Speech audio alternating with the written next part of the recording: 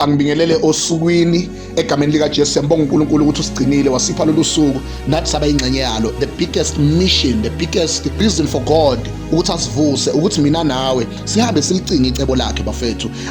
Into engasenza singakhathali, into engasenza ukuthi ke singaphumuli ukuthi asikwazi ukuphumula icebo likaNkulunkulu lingafezekile. Zingafezeka izinto zasemakhaya ethu, ufezeke nokunye, kodwa uma icebo likaNkulunkulu lingafezekile, we are good as dead bafethu. Kunento esingakayenzi uNkulunkulu asethembe ukuba siyenze. Lalela-ke, ilona loyo okhona kulomhlaba unecebo ekufanele lifezile likaNkulunkulu. Ngaphandle komuthi isikhathi bafethu, ake singene ngoba sePhilip chapter number 2 bafethu, bese sifunda nje amavesi ambalwa laphana from verse number 5. Okay, asiqale la ku verse number 3. Ya, ningenzi lutho ngombango nangodumo lwezwe, kepha ngokuthobeka nishaye ngathi abanye bakhulu kunani. Uzoyizwa le ndaba ukuthi ke iyabe and futhi iqondene.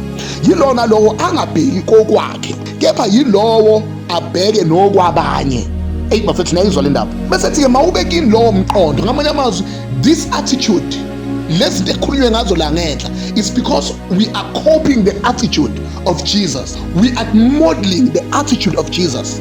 Mawubekini lowo mqondo owawukhona kuKristu Jesu, owathi enesimo sikaNkulunkulu akaze asho, ngoba lento inokukhuluma bafethu. Amandla alaphana ekukhulumeni. Abantu noma bengakwenzanga in physical, because of their talking, kunezinto ezenziwa ukuthi abantu bakhulumile. Manje ke uJesu akazange asho ukuthi kuyinto yokuphangwa ukulingana noNkulunkulu, kuyinto yokuphangwa ukuba nguNkulunkulu, kepha wazidela ethabatha isimo senceki enziwe ngomfanekiso wabantu. Ngicela siweqela amanye amavesi siye ku verse number 9. Ngalokho-ke uNkulunkulu wamphakamisa kakhulu, wamnikeza igama elingaphezu kwamagama onke. Bese kuyachazwa ukuthi leli gama lenzani. Nakula ngikhona bafethu, bonke abantu abakhulu emhlabeni, abantu ababengakufuni ukuba bakhulu, kodwa abantu abenza abanye abantu babe bakhulu. Angiphinde futhi le statement, bonke abantu abakhulu emhlabeni esibaziyo nesingabazi, abantu laba abangazange bafuna ukuba bakhulu, kodwa abantu abafula bathatha abanye abantu babe bakhulu. Amen bazalwane.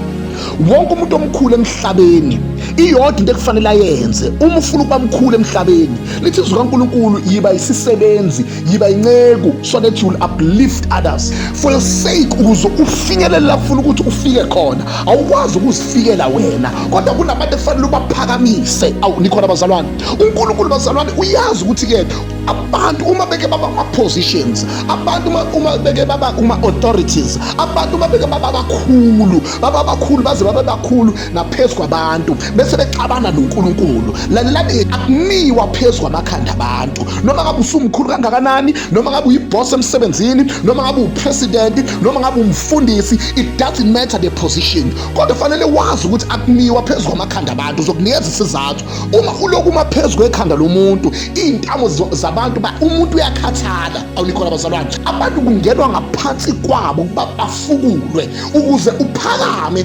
Awuphakami ngoba wena uphakeme, kodwa uphakama ngoba ungene ngaphansi kwey'nyawo zabantu wabaphakamisa. And the more uphakama abantu abaphakanyiswe wuwe, uma befika le on top sebephezulu, kunembuzo abazobuzwa yona ukuthi ufike kanjani la. Awungizweli kodwa bazalwane, ufike kanjani la ukhona. Uma bekhomba bazokhomba wena, bathi ngila ngikhona ngenxa kasibanibani. Lalela-ke, udumo alisezi kulo muntu ophakeme, kodwa udumo seluza kuwe, uhanje kucingwe wena ukuthi nokunomuntu opowerful laphana, kunomuntu okwazi ukwenza 1 no 2 no 3, uthi njobe laphana walethwa nguwe. Kunabantu esifuna uyosifundisela bona lento oyinikeze lo muntu, ngoba lo muntu laphana phezulu ngenxa yakho. So-ke thina njengabantu sifuna ukuphakama, kanti uNkulunkulu ufuna siphakamisa abantu. Uma abantu sebephezulu bende sebephakamisa thina. Njengoba umfundisi wajatshuliswa intshumayelo epowerful, umbuzo omkhulu uthi bangaka abantu abaphakamisile wabenza baba beyifundisa. Mawuthisha ujatshuliswa ukuthi ushaya kakhulu imaths, kodwa bangako A obakhipha esikoleni, ngoba the more kuphakama u-A wengane kuphakama uthisha. Mangabe uyiboss emsebenzini, ayisizi kakhulu into yokuba iboss kwakho, kodwa bangaka abantu abaphakanyiswa nguwe njengoba usuyiboss. uJesu wazithoba walalela kwaze kwaba sekupheleni ngenxa lokuNkulunkulu wamphakamisa, umphakamisa ngenxa yento aseyenzile.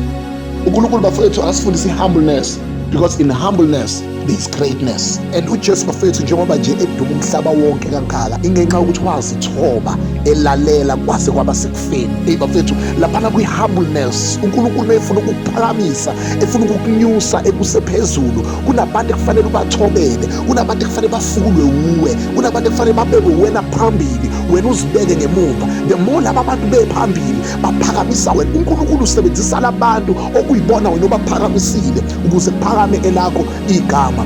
Most often than not ithina sifuna ukuphakama, sifuna ukuba phezulu, kanti indlela kaNkulunkulu yokusebenza uthi uNkulunkulu mawubekithile lowo mqondo ukuzithoba uJesu aba nawo, ngoba ukuphakama kwethu ulapho bafethu.